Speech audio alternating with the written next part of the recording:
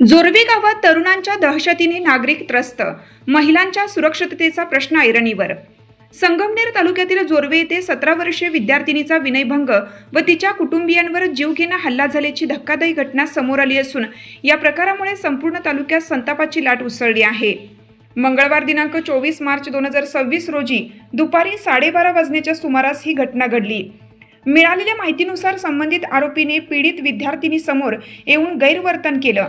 याबाबत विद्यार्थिनीने त्याला जाब विचारत हे सर्व आईला सांगते असे म्हटले असता आरोपीने तिला धमकी देत आईला सांगितले तर वडगाव पानप्रमाणे तुझ्यावर ॲसिड हल्ला करीन। या धमकीमुळे घाबरलेली विद्यार्थिनी तात्काळ घरी निघून गेली। यानंतर विद्यार्थिनीचे आई वडील आरोपीकडे जाब विचारण्यासाठी गेले असता त्यांच्यावर कोयता व हातोडीने हल्ला करण्यात आल्याची गंभीर बाब समोर आली आहे। या हल्ल्यात ते गंभीर जखमी झाले असून घटनेने परिसरात मोठी खळबळ उडाली आहे। या प्रकरणी सार्थक राजेंद्र बलसाने, अश्विनी राजेंद्र बलसाने व भविष्य राजेंद्र बलसाने सर्व राहणार जोरवे तालुका संगमनेर यांच्या विरोधात गंभीर कलमान्वये गुन्हा दाखल करण्यात आला आहे। दरम्यान या घटनेनंतर जोरवे गावासह संपूर्ण संगमनेर तालुक्यात संतापाचे वातावरण निर्माण झाले आहे। संतप्त महिला ग्रामस्थांनी थेट उपविभागीय पोलीस अधिकारी कार्यालय गाठून निवेदन सादर केलं। या निवेदनातून संबंधित तरुणाकडून गेल्या काही वर्षापासून सुरू असलेल्या विविध गैरप्रकारांचा पर्दाफाश झाला आहे। ग्रामस्थांच्या म्हणण्यानुसार संबंधित आरोपी शाळा परिसरात थांबून मुलींची छेडछाड करणे, अश्लील टिप्पणी करणे तसेच सार्वजनिक ठिकाणी अश्लील वर्तन करणे असे प्रकार वारंवार करत होता। यामुळे महिला व मुलींना रस्त्यावरून मुक्तपणे वावर करणंही कठीण झालं होतं। याशिवाय आठवडी बाजारात नागरिकांवर दादागिरी करणे, धमक्या देणे, परिसरात भीती निर्माण करणे असे प्रकारही सुरू असल्याचे ग्रामस्थांनी नमूद केलं। विशेष म्हणजे आरोपीकडून मुलींना माझ्यासोबत ये नाहीतर बदनाम करीन किंवा ठार मारेन अशा धमक्या दिल्या जात असल्याचा गंभीर आरोप करण्यात आला आहे। निवेदनात पुढे म्हटले आहे की संबंधित आरोपीचे कुटुंबीय त्याला पाठिंबा देत असून तक्रार केल्यास उलट ॲट्रॉसिटी व विनयभंगाचे खोटे गुन्हे दाखल करण्याची धमकी दिली जाते। तसेच आरोपीला राजकीय आश्रय आहे तसे फोटो सोशल मीडियावर व्हायरल होत आहेत। त्यामुळे अनेक पीडित कुटुंबे भीतीपोटी पुढे येण्यास धजावत नसल्याचं चित्र आहे। या सर्व प्रकारांमुळे जोरवे गावात भीतीचं वातावरण निर्माण झालं असून महिला, पालक व व्यापारी वर्गात मोठी असुरक्षितता निर्माण झाली आहे। परिणामी ग्रामस्थांनी एकत्रित येत संबंधित आरोपींना तात्काळ अटक करून कठोर कारवाई करण्याची मागणी प्रशासनाकडे केली आहे। तसेच पीडित कुटुंबाला संरक्षण देण्याची मागणी करण्यात आली आहे।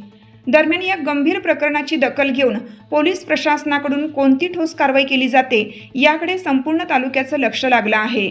महासत्ता न्यूज प्रतिनिधी सोमनाथ डोळे, झरेकाठी। नमस्कार, मी जोरवेची सरपंच या नात्याने आज आमच्या गावामध्ये ह्या मुलीवर अत्यंत वाईट प्रसंग काल घडता राहिलाय। तर जो सार्थक राजेंद्र बलसाने हा जो मुलगा आहे याच्याविषयी वारंवार तक्रार आमच्यापर्यंत आलेल्या आहे। तर शाळेतून पण त्या मुलाला काढून टाकण्यात आलेलं आहे, कारण शाळेत पण त्या मुलाची वर्तणूक चांगली नाहीये।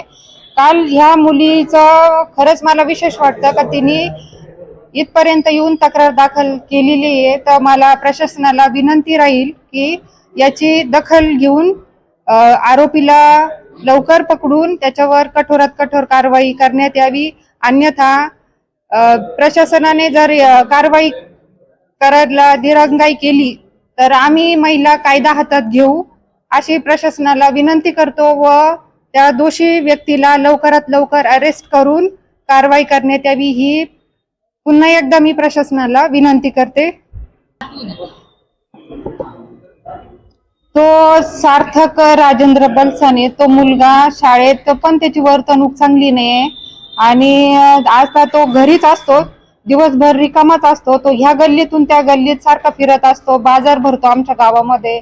बाजारात मला तर संशय आहे बाजारमध्ये ज्या चोऱ्या होतात किंवा मंदिरामधल्या ज्या दानपेट्या फोडल्या जातात, त्याच्यानंतर छोटे मोठे काही चोऱ्या घडत असतील गावामध्ये, तर मला पूर्ण म्हणजे शंका आहे की त्याच्या मागील व्यक्ती हेच असतील म्हणून।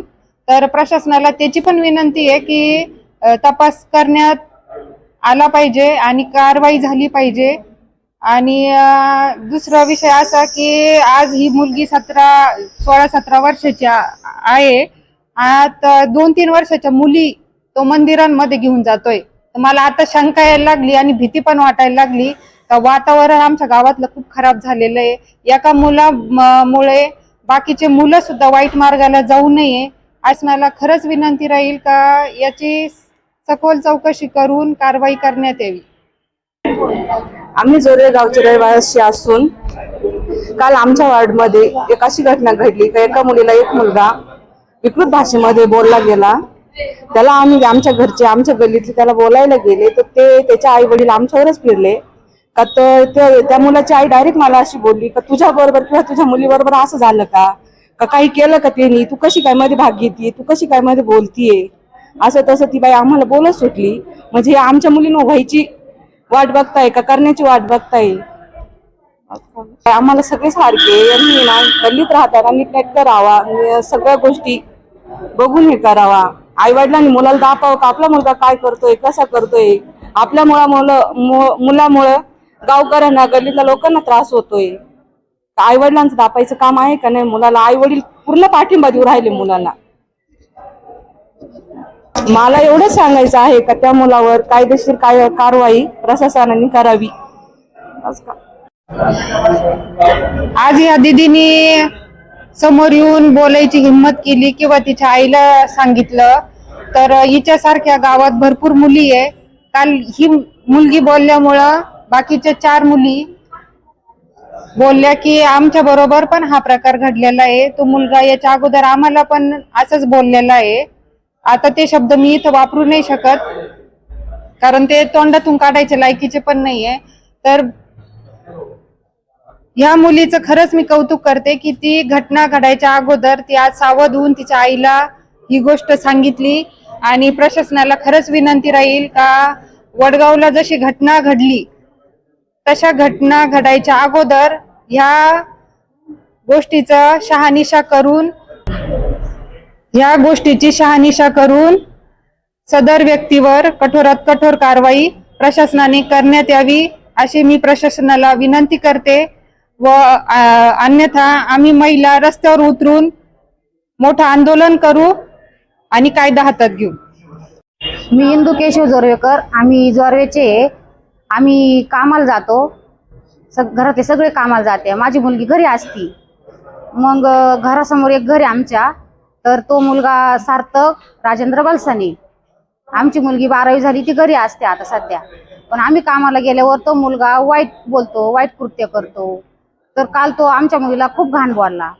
मग ती घरात बसली तर ती काय म्हणली, माझी मुलगी असं बोलली का माझ्या मम्मीला येऊ दे, मी तुझं नाव सांगते. तर तो असं बोलला की तुझ्या मम्मीला जर सांगितलं तर वडगावला जो असा प्रकार झाला ना ऍसिडचा, तो तुझ्या सोबत करील असं बोलला तो. मग आम्ही इकडं निवेदन द्यायला आलो.